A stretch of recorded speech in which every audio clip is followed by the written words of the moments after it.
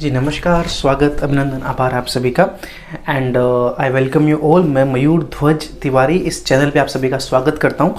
And I guess बहुत सारी चीज़ें हमने अभी तक पढ़ी है ब्रिटिश हिस्ट्री को लेके। So we are going to start with a new age which is age of Chaucer. देखिए, एज ऑफ चौसर भी बोल सकते हैं इसको, और भी नामों से पुकार सकते हैं। रिवाइवल यहाँ से बिगिन हो गया था, कुछ चीज़ें यहाँ से चेंजेस हो चुके थे। But remember one thing, whenever you are reading a age, जब भी आप कोई एक एज पढ़ते हैं तो उस एज का मतलब ये नहीं होता कि आप सिर्फ उसका लिटरेचर पढ़ेंगे, ठीक है। क्योंकि when you will read literature then you have to understand that कि अगर किसी टाइम पे कोई चीज़ लिखी गई है, ठीक है, अगर किसी भी पीरियड में कोई भी एक वर्क लिखा गया, चाहे वो नॉवल हो, चाहे वो पोएम हो, चाहे वो कोई भी चीज़ हो, अगर वो लिखी गई तो उसके पीछे उसकी पॉलिटिकल सोशल कंडीशंस का पूरा हाथ रहता है। सो लेट्स अंडरस्टैंड कि वहाँ पे चीज़ें कैसी थी, क्या किस तरह से चीज़ें थी, उसके बाद we will talk about the literature. I will make a separate video on literature of this age, but first of all we will understand the political, social and economical conditions of England at that time. So let's begin with that. ठीक है जी, चलिए। So सबसे पहले मैंने आपके सामने यहाँ पे लिखा है major incidents of this age. देखिए, हर एक एज में, जैसे कि let us get dive into that, कि पहली चीज, अगर आप किसी भी कंट्री की आज की डेट में सिचुएशन देखेंगे, if you are seeking that I have to study the situation of America's economy और I have to study the situation of India, तो आपको क्या करना पड़ेगा? First of all you have to study the situation of economical situation of India, economical situation of America, और societical situation of both of the countries, और any country which you want to study और which you want to write something about that country. So what you have to do, you have to every time you have to understand each and everything about its society and it's about its political and economical conditions. तो सबसे पहले हमें यही चीज देखनी पड़ेगी, इसीलिए हम लोग इन सारे के सारे इंसिडेंट्स की बात करने वाले हैं। तो सबसे बड़ा जो ब्लंडर कह सकते हैं, या सबसे बड़ी जो चीज इंग्लैंड को इस टाइम हुई इंग्लैंड के साथ, वो थी 100 years of war। ठीक है, वॉर ऑफ रोजेस भी हमारे सामने आने वाली है, but first of all we have to understand 100 years of war। 100 years of war क्यों हुई, उसके पीछे रीजन है। वी ऑल नो कि जो 1066 में जो बैटल ऑफ हेस्टिंग्स हुई थी, ठीक है, आई गेस आप सबको याद भी होगा, ठीक है, बैटल ऑफ हेस्टिंग्स जो हुई थी, उसके बाद क्या सीन निकल के आया? उसके बाद यही सीन के निकल के आया कि वहां के जो किंग थे, the king of England was from the person who was from France. Okay, तो बेसिकली क्या हुआ? The king was from the France and he was the king of England. तो अभी एक सीन वहां पे ये होता है कि वहां के जो किंग थे फ्रांस के, उनके कोई भी एक लेजिटिमेट हेयर नहीं था, ठीक है, एंड उन्होंने किसी एक बंदे, ऐसे बंदे को वहां का किंग बनाया जो इंग्लैंड को बिलोंग नहीं करता था, और इंग्लैंड ने अपना एक हक जमाया वहां की गद्दी पे। इसीलिए इसी बीच ये 100 years वॉर हुई। इसके बारे में एक डिटेल वीडियो बनाने की मैं कोशिश करूंगा, but we have to understand the period of 100 years of wars, and इसका इतना जरूर ध्यान रखना है कि किसके किसके बीच में हुई। और जब भी एक वॉर होती है तो आपको क्या होता है, वॉर करना is a very tricky thing. Okay, we can get into a war, but the war creates a lot of havoc for both of the countries, है ना। किसी भी कंट्री को एक वॉर 15 से 20 साल और इवन कई बार 50 साल पीछे लेके जा सकती है, और यही यहाँ पे ये चीज हुई, ठीक है। वॉर हुई तो कहीं ना कहीं इकोनॉमिकल, पॉलिटिकल और सोशल डेवलपमेंट भी वहां का होना बंद हो चुका था। ये आपको बात याद रखनी है। Second, let's discuss black death. What is black death? Black death is basically A plague which is caused by mouses, ठीक है, चूहों के द्वारा फैलाई जाने वाली एक बीमारी है, ठीक है। जैसे आज हमारे यहाँ कोविड-19 है, कोरोना वायरस है, ठीक है, हम लोग घर पे बैठे हैं, सब लोग आराम से पढ़ाई कर रहे हैं, जिंदगी जी रहे हैं, घर पे रहना पड़ रहा है, because if you go out, if you are not taking some precaution, they you are going to get infected by the virus, and the same like that the mouses have created a virus, they got infected by some sort of virus, and it was very hard for the people to get out of it. और उसकी वजह से इस पूरे के पूरे incident ने England में सबसे ज्यादा तबाही मचाई। ये आपको हमेशा ध्यान रखना है। This incident have created the biggest havoc in England, and because of it, England's most of the population got vanished. ये आपको ध्यान रखना है कि उस टाइम जितनी भी पॉपुलेशन थी, इस बीमारी की वजह से बहुत सारे लोगों की मौत हुई, बहुत सारे लोगों की, है ना। महामारी जब आती है तो ऐसा ही होता है, और वहां पर भी इसी वजह से ये सब चीजें हुई। तो जब महामारी हुई, वॉर हुई, तो ये देखो यहाँ पे चीजें ऐसी हो रही हैं, बहुत खराब हो रही हैं, एंड बेसिकली इन दोनों की वजह से क्या हुआ, इकोनॉमिकल कंडीशन इंग्लैंड की क्या हो चुकी है, बहुत ही ज्यादा वीक हो चुकी है। और इसके अंदर सबसे ज्यादा नुकसान किसको होता है, always the loss is for the aristocratic people, businessman people, ठीक है, जो व्यापारी हैं उनको सबको बहुत बड़ा नुकसान हुआ।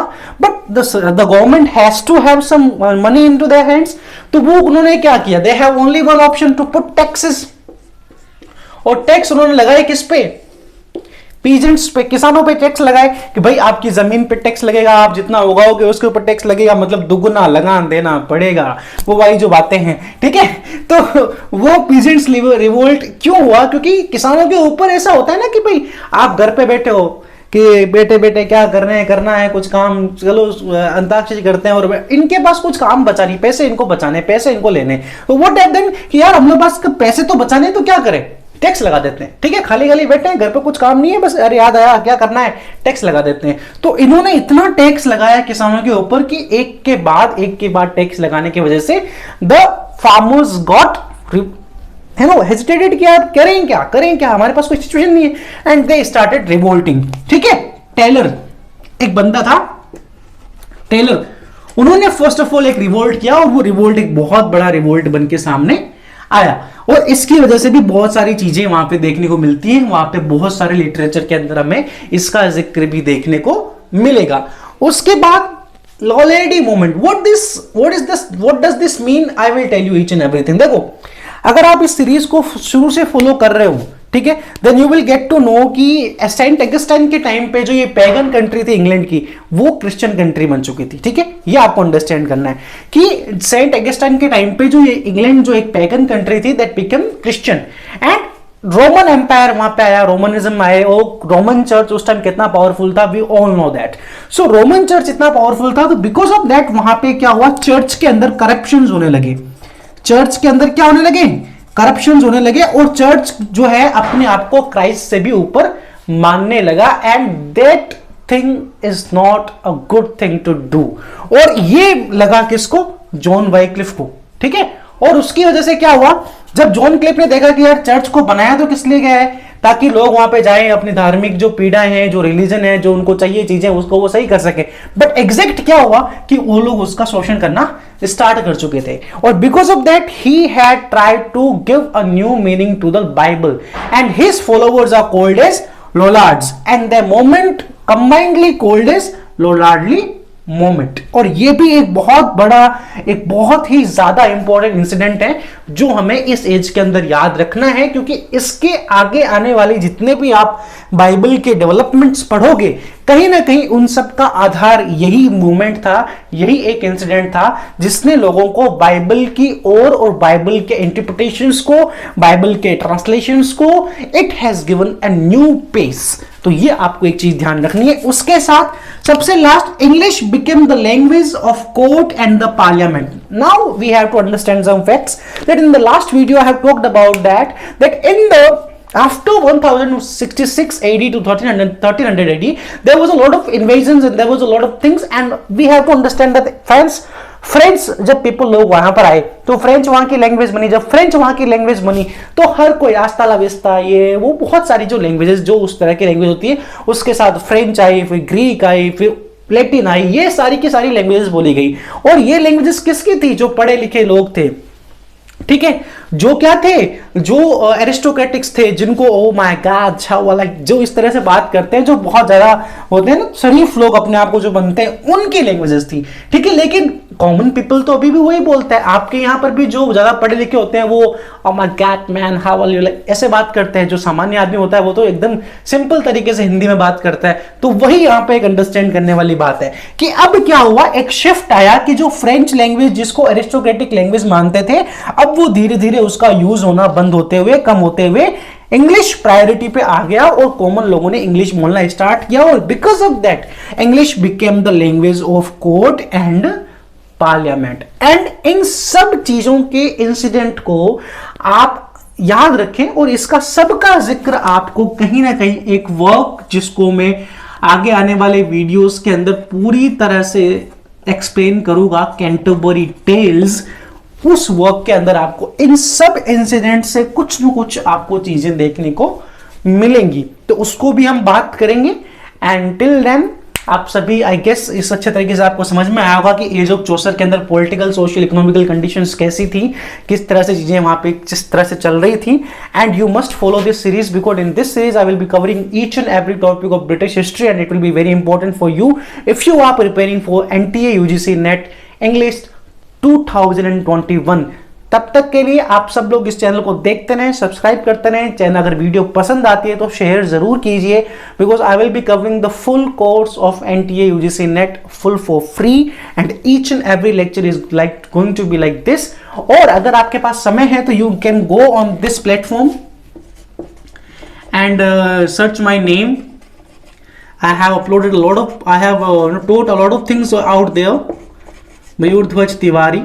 You will go on this platform, an academy, and search my name Mayur Dhwaj Tiwari, and you will see some videos.